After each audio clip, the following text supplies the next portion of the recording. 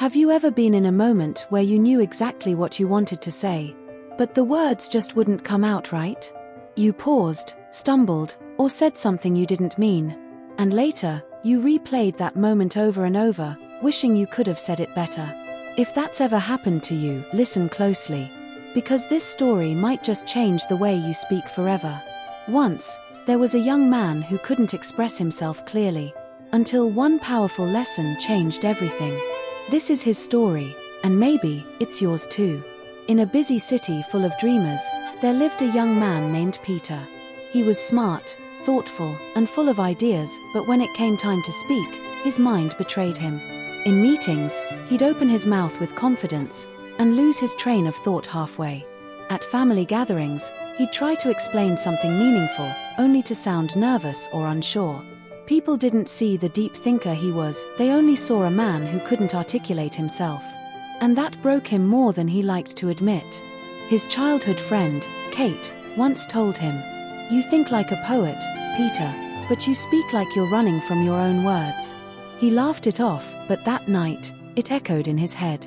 She was right. He had thoughts worth gold, but his words made them sound like dust. And one day, when his boss asked him to share a simple idea during a company meeting, Peter froze. Everyone waited. He mumbled something half-coherent. His boss frowned. The room went silent. That day, he walked home in defeat, whispering, "I knew exactly what to say, so why couldn't I say it?" A few days later, Peter went to a quiet park to clear his head. He sat on a bench near the lake, when he noticed an elderly woman sketching peacefully nearby.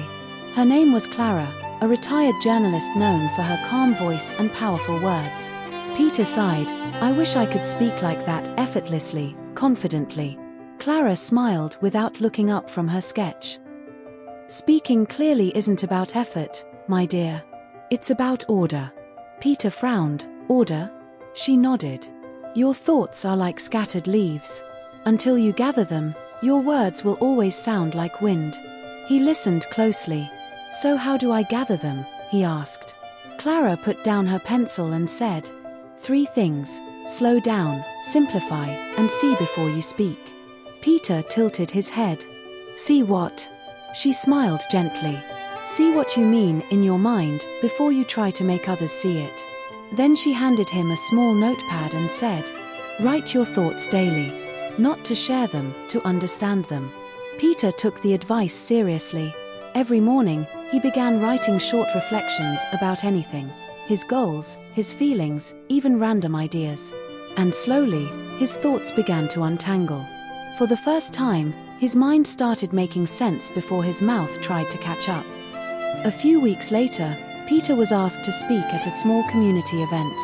It wasn't a big stage, just 20 people, but his hands trembled like it was thousands. Before going up, he remembered Clara's words. "Slow down, simplify, and see what you mean." He took a breath, paused, visualized his message. When he began to speak, something surprising happened. He didn't rush. He didn't stumble. He spoke slowly, clearly, as if each word knew exactly where to go. The audience leaned in. Not because he was loud, but because he was present. Afterward, a man from the crowd said, "You didn't speak much, but every word hit." That night, Peter smiled for the first time in a long time. He realized something powerful. Clarity doesn't come from speaking more, it comes from meaning more. But life always tests your growth. And Peter's biggest test came sooner than he expected. 1 month later, Peter was invited to present at work again, the same kind of meeting that once silenced him. This time, everyone was watching. Halfway through his presentation, a colleague interrupted him sharply, saying, "That doesn't even make sense." The old Peter would have panicked. But this time, he smiled, paused, and replied, "I understand your point. Let me clarify."